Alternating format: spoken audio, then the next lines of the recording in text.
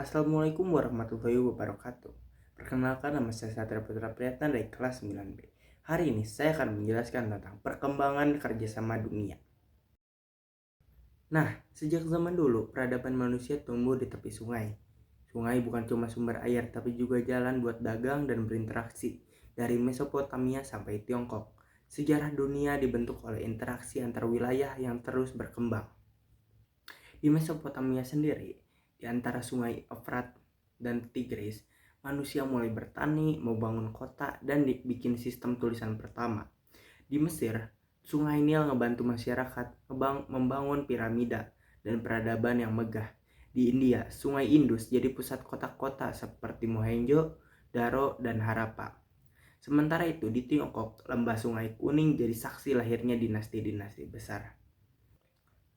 Seiring waktu, orang-orang gak cuma hidup di daerah mereka sendiri. Mereka mulai jual beli barang, bertukar ilmu, dan menyebarkan budaya. India dagang sama Mesopotamia, sementara Sriwijaya di Nusantara jadi pusat perdagangan maritim. Nah, maraknya perdagangan saat zaman itu memunculkan satu jalur yang terkenal, yaitu jalur sutra. Jalur sutra itu sebenarnya bukan cuma satu jalan doang, tapi jaringan rute perdagangan yang menghubungkan Tiongkok sama Asia Tengah, Timur Tengah sampai ke Eropa. Dinamakan jalur sutra karena dulu salah satu barang yang paling terkenal diperdagangkan di sini adalah sutra dari Tiongkok. Tapi selain sutra, banyak barang lain yang diperdagangkan seperti rempah-rempah, emas, perak, keramik, sampai teknologi. Jalur sutra mulai ramai sekitar zaman dinasti Han di Tiongkok, sekitar tahun 206 sebelum Masehi hingga 220 Masehi. Awalnya Tiongkok dagang sama orang-orang di Asia Tengah, lalu makin berkembang sampai ke Timur Tengah dan Eropa. Selain tempat jual beli barang, jalur sutra juga jadi jalur buat pertukaran budaya, agama, dan ilmu pengetahuan. Nah, kemunduran jalur sutra terjadi sekitar abad ke-15 ketika kerajaan Ottoman di Timur Tengah mulai memperketat perdagangan. Sementara bangsa Eropa nemuin jalur laut baru yang lebih praktis. Akhirnya perdagangan gak lagi lewat darat tapi pindah ke laut. Nah, selanjutnya aku akan menjelaskan bentuk-bentuk kerjasama internasional. Sebelum ngomongin kerjasama internasional, kita harus paham dulu apa itu hubungan internasional. Secara sederhana, hubungan internasional adalah interaksi antara satu negara dengan negara lainnya. Tapi menurut Kate Simko, ini lebih luas dari sekedar hubungan antar negara. Hubungan internasional juga mencakup interaksi di bidang budaya, ekonomi, politik, sosial, hukum, dan juga militer. Nah, kenapa sih kerjasama internasional itu penting? Nah, kerjasama internasional itu terjadi karena ada negara yang bisa memenuhi semua kebutuhannya sendiri. Setiap negara punya sumber daya dan kepentingan yang berbeda, tapi mereka butuh satu sama lain untuk berkembang. Inilah kenapa kerjasama internasional penting, baik dalam ekonomi, politik, pertahanan, hingga kebudayaan. Kali ini aku bakal ngejelasin bentuk-bentuk kerjasama internasional apa aja yang ada di dunia ini. Contohnya mungkin seperti ada PBB, ASEAN, Uni Eropa, atau WTO. Nah, kerjasama internasional bisa terjadi dalam berbagai bentuk. Misalnya di bidang politik dan keamanan, ada PBB yang berperan dalam menjaga perdamaian dunia. Di bidang ekonomi, ada WTO yang mengatur perdagangan global. Sementara di Asia Tenggara, ASEAN jadi wadah buat negara-negara di kawasan ini buat kerjasama di berbagai bidang. Selanjutnya adalah profil beberapa lembaga kerjasama internasional. Yang pertama akan dibahas adalah ASEAN. ASEAN atau Association of Southeast Asian Nations itu organisasi yang terdiri dari 10 negara di Asia Tenggara. ASEAN dibentuk pada 8 Agustus 1967 oleh 5 negara awal, yaitu Indonesia, Malaysia, Filipina, Singapura, dan Thailand. Seiring waktu, negara-negara lain seperti Brunei Darussalam, Myanmar, Kamboja, Laos, dan Vietnam juga bergabung. Tujuan utama ASEAN itu buat kerjasama antar negara di bidang ekonomi, sosial, dan budaya, menjaga perdamaian dan stabilitas kawasan, serta jadi tempat untuk menyelesaikan masalah negara anggota secara damai. Pada KTT ASEAN ke-13 di Singapura pada 2007, para pemimpin negara ASEAN menandatangani piagam ASEAN atau ASEAN Charter yang bikin ASEAN jadi organisasi yang lebih teratur dan punya dasar hukum. Beberapa prinsip utama dalam piagam ASEAN itu antara lain menghormati kemerdekaan dan kedaulatan masing-masing negara, menjaga kesatuan wilayah, menolak agresi, dan gak ada campur tangan dari negara luar. Selain itu, ASEAN juga mengutamakan dialog dalam menyelesaikan masalah, menjunjung hak asasi manusia, dan menghargai perbedaan budaya, bahasa, serta agama antar negara anggotanya. ASEAN punya 3 pilar utama untuk mencapai tujuannya. Pertama, Masyarakat Politik Keamanan ASEAN atau APSC yang tujuannya supaya hubungan politik antar negara tetap baik dan gak ada konflik. Kedua adalah Masyarakat Ekonomi ASEAN atau AEC yang bertujuan untuk meningkatkan daya saing negara-negara ASEAN di pasar global dengan memperkuat kerjasama ekonomi dan mempermudah perdagangan. Yang ketiga adalah Masyarakat Sosial Budaya ASEAN atau ASCC yang berfokus buat mempererat hubungan sosial dan budaya antar negara serta membangun solidaritas agar masyarakat ASEAN bisa lebih siap menghadapi tantangan dunia.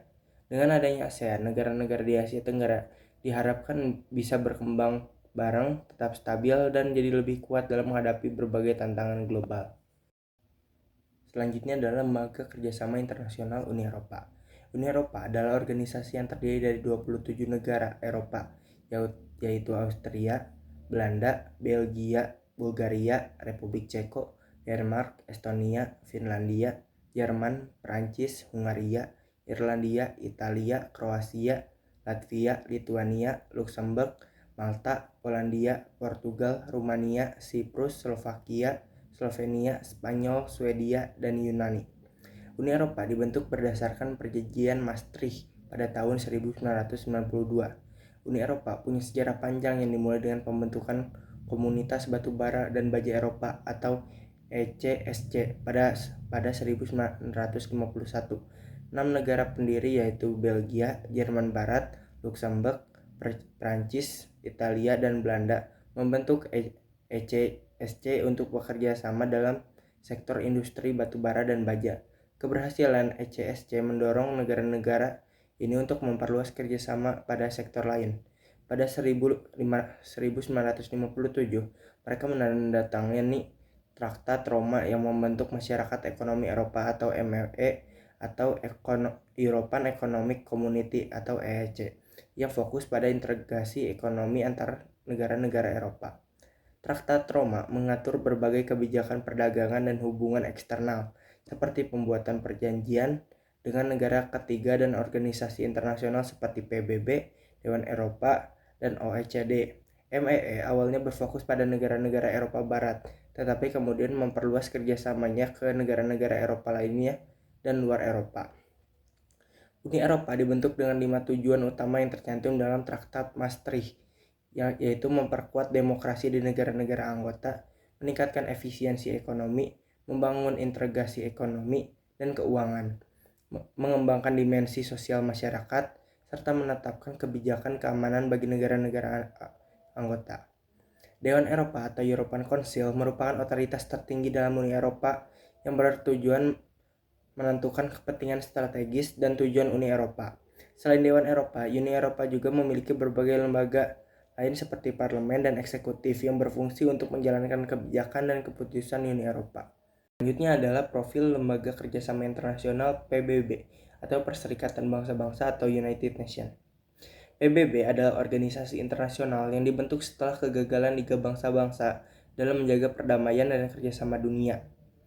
PBB pertama kali didorong oleh dukungannya terhadap Atlantic Charter dan penandatanganan The Declaration by United Nations pada 1 Januari 1942 oleh 26 negara. Setelah itu, pada 25 April hingga 26 Juni 1945 diadakan konferensi Organisasi Internasional PBB di San Francisco yang dihadiri oleh 50 negara dan menghasilkan piagam PBB.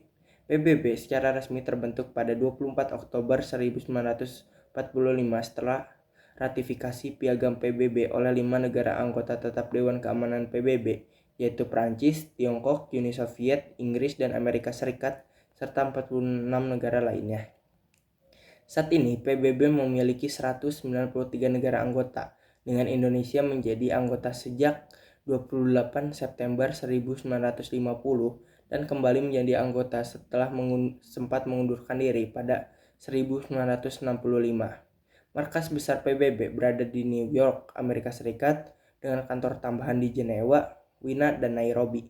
PBB memiliki beberapa tujuan utama seperti menjaga perdamaian dan keamanan internasional, mengembangkan hubungan persahabatan antar negara, menciptakan kerjasama internasional dalam bidang sosial budaya dan kemanusiaan menjadi pusat harmonisasi tindakan negara-negara, serta memberikan bantuan kemanusiaan. PBB memiliki beberapa badan utama yang berfungsi untuk menjalankan tujuan-tujuannya.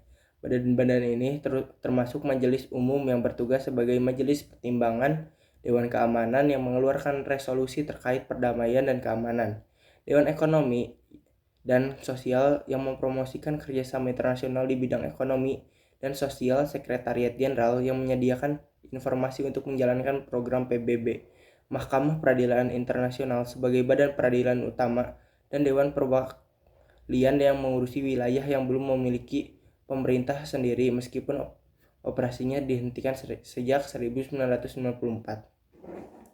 PBB juga memiliki beberapa badan khusus seperti UNESCO yang menangani pendidikan dan kebudayaan, WHO yang menangani kesehatan, ILO yang fokus pada masalah buruh, dan FAO yang mengurusi masalah pangan. Indonesia sebagai anggota PBB turut aktif dalam menjalankan tugas untuk perdamaian dunia sesuai dengan politik luar negeri bebas aktif yang berdasarkan pada Pancasila dan UUD 1945. Indonesia terlibat dalam berbagai misi perdamaian seperti mengirim pasukan Garuda ke daerah konflik, memberikan bantuan kepada negara-negara yang membutuhkan, dan berpartisipasi dalam forum-forum internasional seperti Konferensi Asia Afrika dan Gerakan Non-Blok. Yang terakhir adalah Lembaga Kerjasama Internasional G20. G20 atau Kelompok 20 adalah forum utama kerjasama ekonomi internasional yang bertujuan membentuk dan memperkuat tata kelola ekonomi global. G20 dibentuk pada tahun 1999 sebagai respon terhadap krisis keuangan Asia. Awalnya, forum ini hanya melibatkan para menteri keuangan dan gubernur bank sentral dari 19 negara, serta Uni Eropa untuk membahas stabilitas ekonomi dunia. Namun, setelah krisis keuangan global pada 2007, G20 berkembang menjadi forum kepala negara dan pemerintahan. Pada 2009, G20 ditetapkan sebagai forum utama kerjasama ekonomi internasional. Anggota G20 mewakili sekitar 85% dari PDB global, lebih dari 75% perdagangan dunia, dan sekitar 2/3 populasi dunia. Negara-negara anggota G20 adalah Afrika Selatan, Amerika Serikat, Arab Saudi, Argentina, Australia, Brazil, India, Indonesia, Inggris, Italia, Jepang, Jerman, Kanada, Meksiko, Prancis, Republik Korea, Rusia, Tiongkok, Turki, serta Uni Eropa. G20 mengadakan pertemuan tahunan untuk membahas perkembangan ekonomi global dan kerjasama antar negara anggota. Konferensi tingkat tinggi atau KTT G20 pertama kali diselenggarakan pada tahun 2008. Pada 2022, di Indonesia menjadi tuan rumah KTT G20 dengan mengusung 3 pilar utama, yaitu transformasi digital, ekonomi, transisi energi berkelanjutan, dan arsitektur kesehatan global. Hal yang pertama akan dibahas dari materi ini adalah tujuan pembangunan berkelanjutan. Pembangunan berkelanjutan adalah usaha yang dilakukan secara sadar dan terencana dengan menggabungkan aspek lingkungan, sosial, dan ekonomi dalam strategi pembangunan. Tujuannya adalah menjaga keseimbangan lingkungan serta meningkatkan kesejahteraan generasi sekarang dan masa depan. Konsep ini sudah muncul sejak lama. Pada 1987, World Commission on Environment and Development menerbitkan buku Our Common Future yang membahas hubungan antara pembangunan ekonomi dan lingkungan. Kemudian, pada 1992, PBB membentuk United Nations Environmental Program untuk menangani isu-isu lingkungan secara global. Pada tahun 2000, sebanyak 186 negara menyepakati Millennium Development Goals dengan tujuan utama mengatasi kemiskinan, meningkatkan pendidikan, memperjuangkan kesetaraan gender, memperbaiki kesehatan ibu dan anak, serta mendorong pembangunan berkelanjutan. Pada KTT Bumi ketiga di Rio de Janeiro pada tahun 2012, dunia kembali membahas pembangunan berkelanjutan dan menghasilkan dokumen The Future We Want. Dokumen ini menyoroti 3 hal utama, yaitu ekonomi hijau untuk mengatasi kemiskinan, pengembangan kebijakan pembangunan berkelanjutan, serta aksi nyata dalam implementasinya. Pada 25 September 2015, pemimpin dunia di PBB mengesahkan Sustainable Development Goals atau tujuan pembangunan berkelanjutan dengan tema mengubah dunia kita.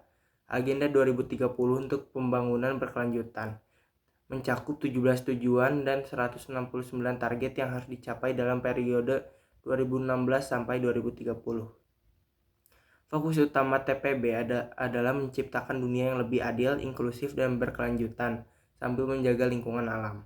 Agenda ini menjadi pedoman global untuk menangani berbagai tantangan seperti perubahan iklim, ketimpangan sosial, ketidakadilan, serta kelangkaan sumber daya. Selain itu, TPP juga mendorong kerjasama internasional dan kolaborasi lintas sektor demi mencapai masa depan yang lebih baik bagi semuanya. Selanjutnya adalah tujuan pembangunan berkelanjutan. Tujuan pembangunan berkelanjutan atau Sustainable Development Goals merupakan komitmen global yang disepakati oleh 193 negara termasuk Indonesia.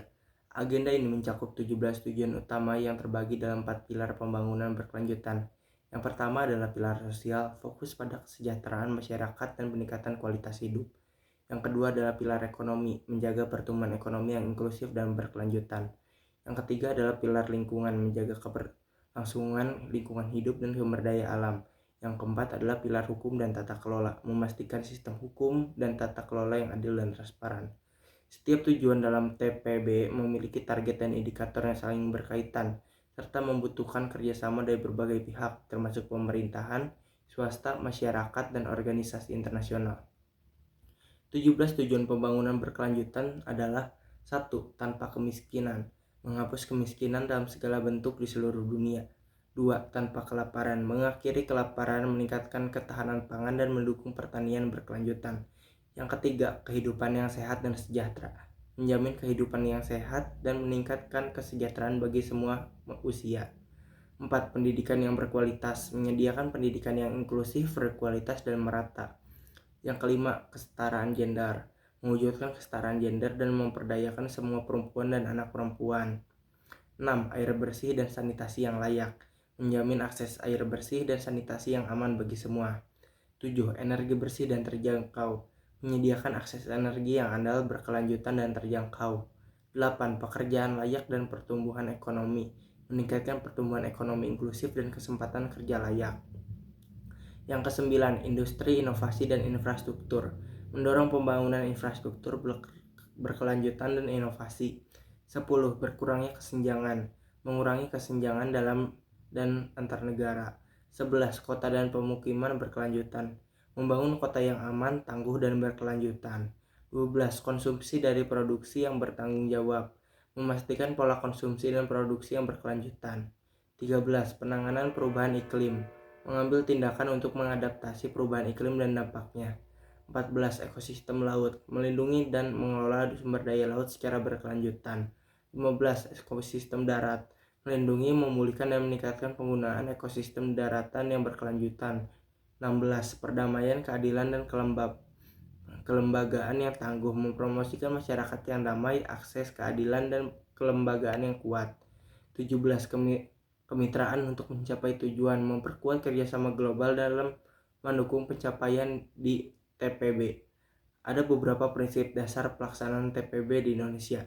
Indonesia menerapkan TPB berdasarkan Peraturan Presiden Nomor 111 Tahun 2022 dengan 3 prinsip utama, yaitu 1. Universality, penerapan TPB di seluruh wilayah Indonesia. 2. Integration, mengintegrasikan semua aspek pembangunan termasuk ekonomi, sosial, lingkungan, hukum, dan tata kelola.